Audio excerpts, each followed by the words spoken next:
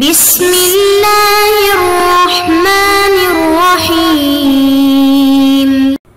بسم اللہ الرحمن الرحیم۔ عزیز طلبہ، السلام علیکم ورحمۃ اللہ وبرکاتہ۔ آپ حضرات کیسے ہیں؟ آج ہمارا سبق حسامی کا 54واں نمبر ہے، 54واں سبق ہے، اور اس کا عنوان بھی وفی صدقۃ الفطر سے ایک اعتراض کا جواب دینا مقصود ہے۔ پہلے آپ عبارت ملاحظہ کریں،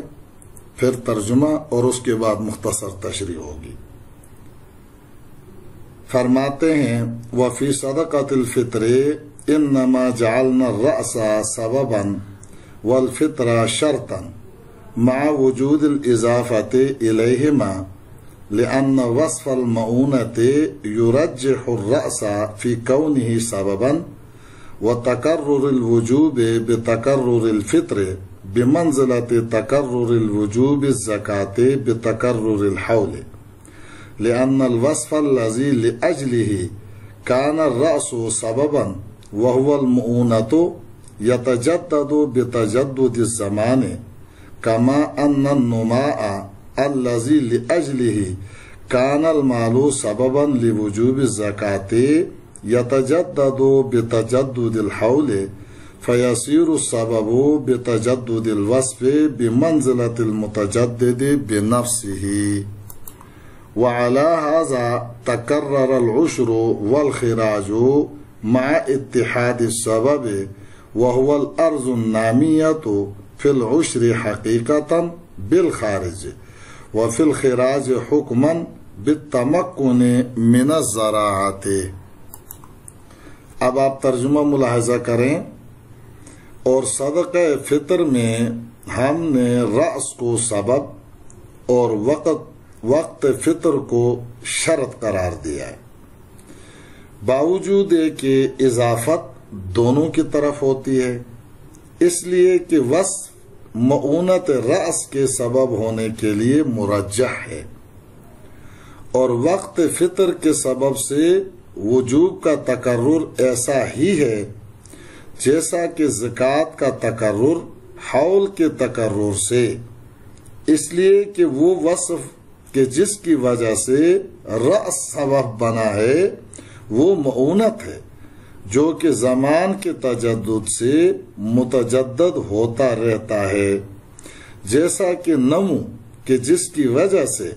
مال وجوب زکوٰۃ کے لیے سبب بنتا ہے حول کے تجدد سے متجدد ہوتا ہے، اور سبب وصف کے تجدد سے متجدد بنفسہ کی مانند ہو جاتا ہے، اور اسی اصل کے مطابق عشر اور خراج مقرر ہوں گے، حالانکہ سبب متحد ہے، اور وہ سبب عشر میں حقیقتاً پیداوار کے اعتبار سے ارض نامیہ ہے، اور خراج میں زراعت پر قادر ہونے کی وجہ سے حکماً ارض نامیہ سبب ہے۔ اب آپ اس کی تشریح سمجھیں کہ مصنف رحمہ اللہ وفی صدقۃ الفطر سے ایک اعتراض کا جواب دینا چاہتے ہیں۔ اعتراض یہ ہے کہ آپ حضرات کہتے ہیں کہ اضافت الشیء الی الشیء اس بات کی دلیل ہے کہ مضاف الیہ مضاف کا سبب ہوتا ہے، حالانکہ صدقہ جس طرح رأس کی طرف مضاف ہوتا ہے اور زکوٰۃ الرأس کہا جاتا ہے، جیسے کہ شاعر نے کہا زکوٰۃ رؤوس الناس بکرۃ فطرہم بقول رسول اللہ صاع من التمر، لوگوں کے رؤوس کی زکوٰۃ ان کی عید الفطر کی صبح کو بقول رسول اللہ صلی اللہ علیہ وسلم کے ایک ساتھ چھوارے ہیں۔ اسی طرح فطر کی طرف بھی مضاف ہوتا ہے، چنانچہ کہا جاتا ہے صدقۃ الفطر۔ بہرحال جب صدقہ کا لفظ فطر اور راس دونوں کی طرف مضاف ہوتا ہے تو آپ نے راس کو سبب اور فطر کو شرط کیوں قرار دیا؟ اس کا برعکس کیوں نہیں کیا؟ یعنی آپ فطر کو سبب قرار دیتے اور راس کو شرط قرار دیتے، آپ نے یہ کیوں نہیں کیا؟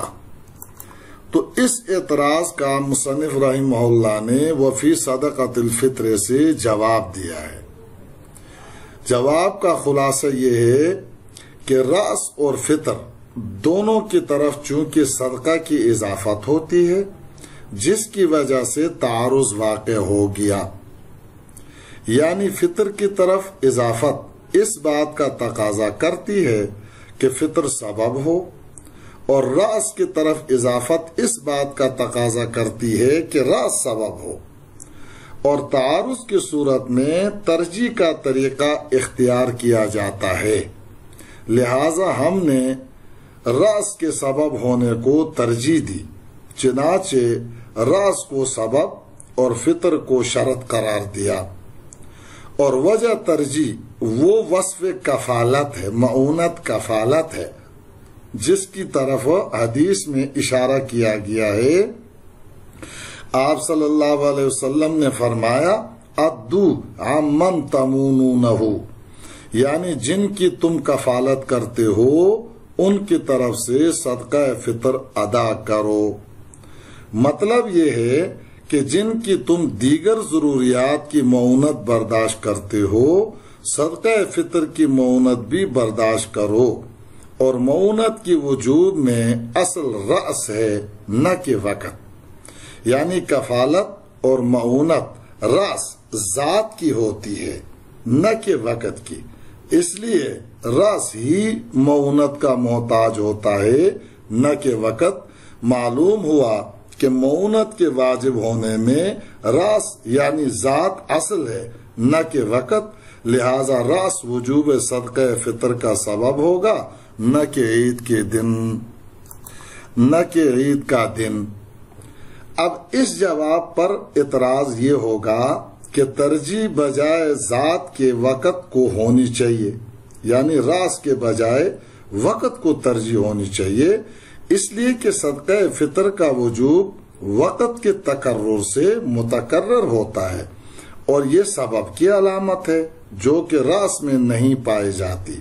اس لیے کہ راس یعنی ذات مقرر نہیں ہوتا۔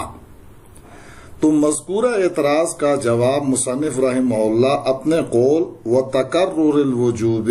بتقرر الفطر سے دے رہا ہے۔ جواب کا خلاصہ یہ ہے جس طرح وقت فطر میں تقرر ہوتا ہے، راس ذات میں بھی ہوتا ہے۔ راس کا تقرر اگرچہ تقدیراً ہوتا ہے اور وقت کا تقرر حقیقتاً ہوتا ہے، اس لیے کہ راس کا وصف معونت ہے،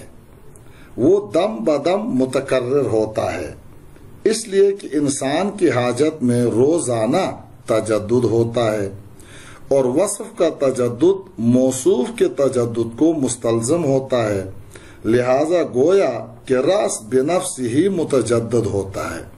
جس طرح مال جو کہ سبب زکوٰۃ ہے اپنے وصف نمو کے متجدد ہونے کی وجہ سے تقدیراً متجدد ہوتا ہے، اور نمو کے تجدد ہی کے لیے حولان حول کو شرط قرار دیا گیا ہے، تو جس طرح مال اپنے وصف نمو کے تجدد سے متجدد ہوتا ہے، اسی طرح راس بھی اپنے صفت معونت کے تجدد سے متجدد ہوگا۔ لہذا راس کو سبب صدقہ قرار دینے کے لیے دو مرجح ہیں، کفالت اور تجدد تقدیری، اور وقت کے لیے صرف ایک مرجح ہے اور وہ ہے تجدد حقیقی فقط۔ اس لیے دو مرجح والی طرف کو ہم نے ترجیح دے کر راس کو سبب قرار دیا اور وقت کو شرط قرار دیا۔ دوسری بات وَعَلَى هَذَا تَقَرُّرِ الْعُشْرِ وَالْخِرَاجِ سے فاضل مصنف رحمہ اللہ فرماتے ہیں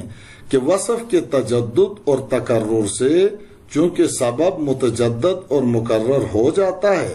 لہذا عشر اور خراج کا اگرچہ سبب واحد ہے یعنی زمین، لیکن اس کی وصف یعنی نما کے تکرار سے خراج اور عشر میں تکرار پیدا ہو جائے گا۔ خلاصہ یوں ہوگا کہ عشر اور خراج دونوں کے وجوب کا سبب عرض نامیہ ہے، اور اس کی دلیل یہ ہے کہ عشر اور خراج کی اضافت زمین کی طرف کرتے ہوئے یوں کہا جاتا ہے عشر الارض خراج الارض، اور اضافت سببیت کی علامت ہے، اور عبادات مالیہ میں چونکہ یسر کا اعتبار کیا جاتا ہے، آسانی کا اعتبار کیا جاتا ہے، اس لیے عشر اور خراج واجب کرنے کے لیے نما کا اعتبار کیا گیا، اور یہ کہا گیا کہ اگر زمین نامیہ ہوگی تو اس میں عشر و خراج واجب ہوگا، اور اگر زمین نامیہ نہیں ہوگی تو عشر اور خراج واجب نہیں ہوگا۔ البتہ عشر میں حقیقی نما کا اعتبار کیا گیا ہے، یعنی پیداوار کے 10 حصوں میں سے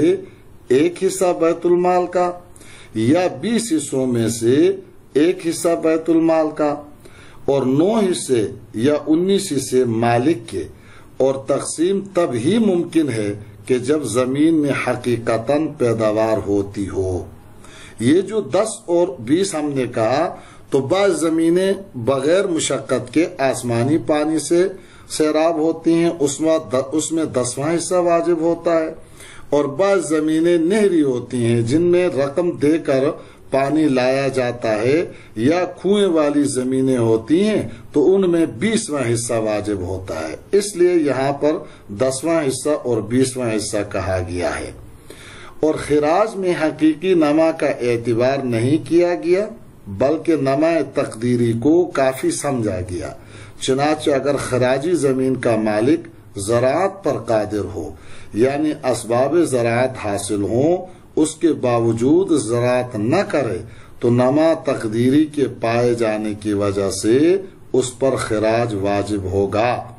اس لیے کہ خراج کے لیے جنس پیداوار سے ہونا ضروری نہیں ہے، بخلاف عشر کے کہ عشر میں جنس کا پیداوار سے ہونا ضروری ہوتا ہے۔